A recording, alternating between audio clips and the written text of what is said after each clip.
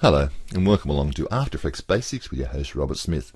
In this part 2 of creating some kinetic typography, it's time to get to animating. In the first video we set our type up on 5 different layers like this. Each of these is on a separate layer, and I've taken the liberty of putting them in the right order. In the last video they were all over the place.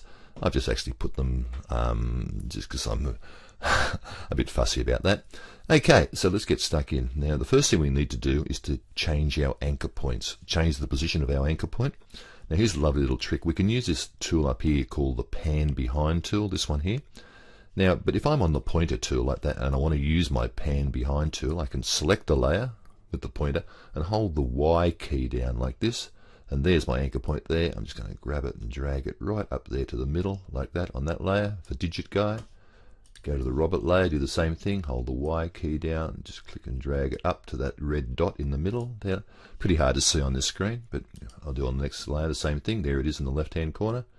Hold the Y key down and click and drag it up to there like that. Now the likes doesn't matter because it's not going to be using the 3D space, but the word blue is, so we'll select the word blue, hold the Y key down and drag that up here like that. Okay, I'm going to be working on this Digit Guy layer, this one layer at the top here, so let's just set up the document a bit better than this. First of all, I'm going to lock all the other layers because they'll just get in the way. Actually, before I do that, I'm going to convert them all to 3D layers, except the likes layers, that one, by clicking there, there, and there. I don't need that to be 3D, the likes one, but I need the blue one to be. So that's the way we convert a 2D layer to a 3D layer, just by clicking. If you don't see that here, just click on Toggles and Switches, and up will come this timeline configuration.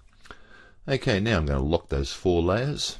I'm going to select the Digit Guy layer and zoom in a little bit, Apple plus like that to zoom in, so we can have a really good look at what's going on that one line. And what I'm going to do is I'm going to open this up and open up my transform like this, and we're going to be working in the X rotation. We're going to make this type swing like this. Okay, now to do that, I'll just Apple Z that back to 0. Okay, I'm going to put a keyframe in the first of the X rotations like that. I'm going to zoom out of my timeline a bit so I can see it, or zoom in I should say, so I can see 1 second intervals like this, just by dragging that yellow, whatever they call that thing. Okay, now I'm going to go to 1 second in time like this. Actually, I'm going to stay on that first keyframe. And I've worked out some numbers, and again this is a whole lot of trial and error. So in the X rotation, in the second number, I'm going to type in 100 like that, and you'll see how now it's you can only see the edge of it in this 3D world we're in. Now if I go to 1 second in time like that, I know that the next figure I need is minus 39 like that. I'm something in my throat, make that 29 minus 39. And as you can see, it's swung through an arc. If we go through those 2 keyframes, you can see it's gone from 100 to minus 39 like that. Very good indeed. So let's go to 2 seconds now. And I know the next number is 34. And again, you work these out beforehand. 34 like that is good. Then go to 3 seconds, and we need minus 28. It's the number we need. Like that. And we'll move along a little bit, 1 more second, and we'll go to 24 this time. 24 is good, and press return like that. Then the next one will go to minus 19. Minus 19 like that. And it's just basically making the type swing along an axis. We'll do it in another second. This time we'll type in 14 like that. And a couple more. Go to 7 seconds and we'll type in minus 9 like that. This is all happening in the X rotation. Move our timeline a little bit along to here to 8 seconds like that, and we'll type in 5 this time. These are all degrees, by the way, 5, and the last one in 9 seconds. We'll make that 0 like that and press return.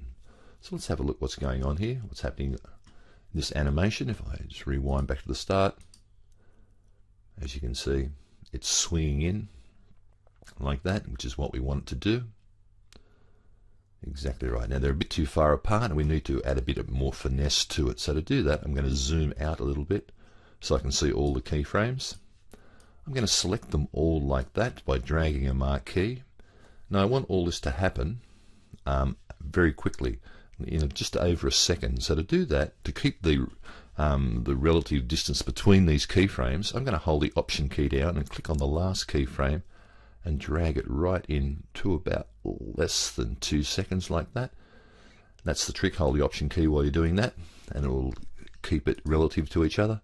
And let's have a look at that. That's more like a bit of a snappy little bounce in like that. Maybe it's a little bit too fast. So I'll hold the Option key down, select them all and just drag a little bit like that. We'll also add a bit of easy ease. Actually, yeah, I'll go for easy ease in like that. So let's have a look what that looks like. If I rewind this now, a nice little shake that's got. So Apple minus that out like this.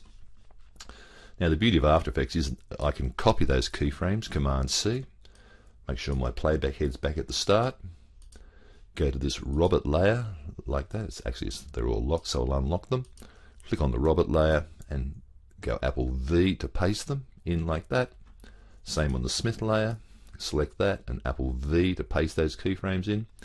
And same on the Blue layer, Apple V to paste those keyframes in. So let's watch that. They're all having a little bit of a swing there. Let's have a look how that looks. Now all we have to do is play around with our timing and do one little simple thing we'd like to do now is to add a little bit of finesse to it, and we'll do that in the next video.